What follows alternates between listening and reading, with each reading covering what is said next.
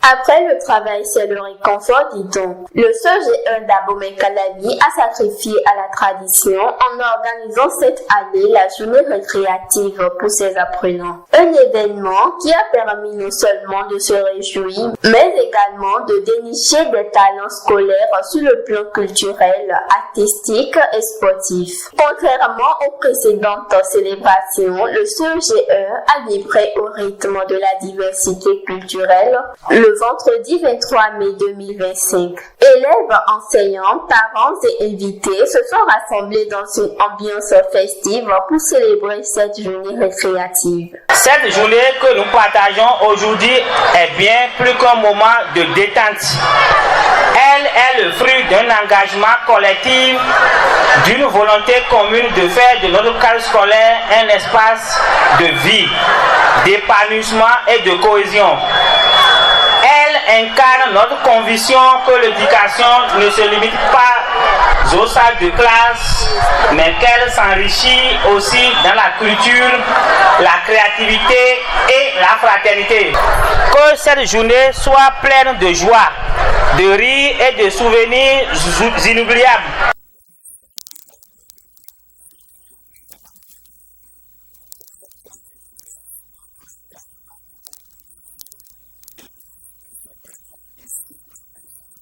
Nous nous sommes réunis ce jour, le vendredi 23 mai 2025, loin des tableaux, de la craie et des cahiers, pour non seulement nous détendre, mais aussi pour primer les meilleurs apprenants du premier semestre de cette année scolaire 2024-2025 et surtout pour exprimer les talents artistiques et culturels qui sommeillent en nous. Madame la directrice, qui ont donné leur accord de principe afin que cette journée soit. Je ne saurais finir sans faire un clin d'œil à nos soutiens au plan moral, matériel et financier pour la réussite de cet événement. Je profite de l'occasion pour remercier mes camarades pour leur engagement, pour les dévouements. Si nous sommes ici, c'est que nous recherchons avec vous le résultat de fin d'année. Ce qui revient à dire que cette journée nous amène aussi à nous interpeller, à réfléchir, à savoir est-ce que le résultat peut être bon ou qu'est-ce que nous avons encore à faire pour améliorer le résultat à la fin d'année. Ancien élève du CEG1 d'Abomey-Calavi et représentant du chef de l'arrondissement central, Malfric Djeklounon, a tout d'abord rendu un hommage vibrant aux anciens responsables administratifs du CEG1, professeurs et élèves qui ne sont plus de ce monde, mais particulièrement à Feyaya Nadjo, ancien censeur du dit collège qui avait marqué particulièrement et très positivement la vie de certains élèves aujourd'hui, devenus des cadres qui travaillent pour le développement du Bénin, avant de saluer l'actuelle directrice du CEG1 et sa suite pour leur remarquable travail pour la formation académique de qualité des élèves. Il n'est pas facile de commencer une année et de la finir en beauté. Je voudrais donc au nom du chef de l'arrondissement central d'Abomey-Calavi saluer la directrice pour ses efforts inlassables à la tête donc du CEG1 d'Abomey-Calavi. Saluer également ses collaborateurs. Saluer également les parents d'élèves qui ne manquent jamais d'accompagner la dynamique en cours pour la réussite de l'année académique. Dire un grand merci aux professeurs qui également contribuent inlassablement aux résultats de fin d'année. Vous savez, les journées culturelles, à notre époque, c'était une occasion de révéler les talents. Nous avions un dispositif qui nous permettait de gouverner et de prévoir.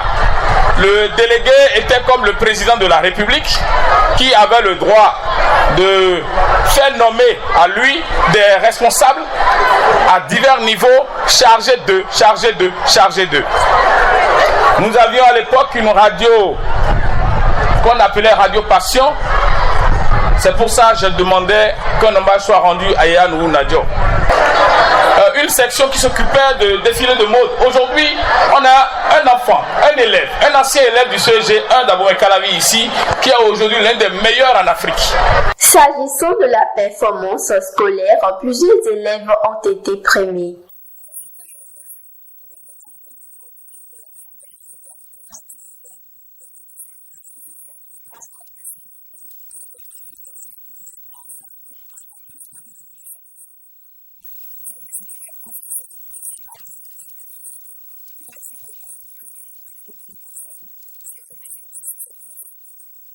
Également présent le chef service enseignement secondaire et le directeur départemental des enseignements secondaires techniques et de la formation professionnelle de l'Atlantique n'ont manqué de prodiguer de sages conseils aux candidats. Depuis un certain temps, ces journées ont été mises sous le boisseau à cause du Covid.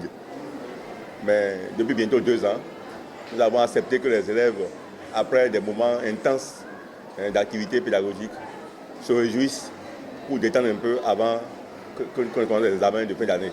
Les candidats, je leur demande de ne pas paniquer et de se prendre beaucoup plus au sérieux, même les 2 semaines qui restent à venir, qui sont les semaines consacrées au bachotage, sont des semaines déterminantes pour la réussite. Et après tant de mois d'acharnement, de travail au niveau des apprenants qui sont sollicités à la concentration pour suivre les professeurs. Et nous sommes à une période où les derniers devoirs sont terminés. Et il est de bon ton qu'il y ait un moment de break. Parmi eux, il y a des artistes, il y a des chanteurs, il y a des comédiens.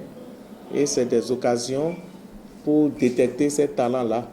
Et d'ailleurs, dans presque tous les CEG du département de l'Atlantique, et selon leur programme, après les derniers devoirs, les mêmes activités se déroulent dans presque tous les CEG du département de l'Atlantique. Je leur souhaite bonne fête et je remercie sincèrement les membres du comité d'organisation et à ces apprenants, après les 2 ou 3 jours de réjouissance, ceux qui sont candidats n'ont qu'à se remettre au travail pour qu'en fin d'année, pour les examens de fin d'année, on puisse avoir les meilleurs résultats.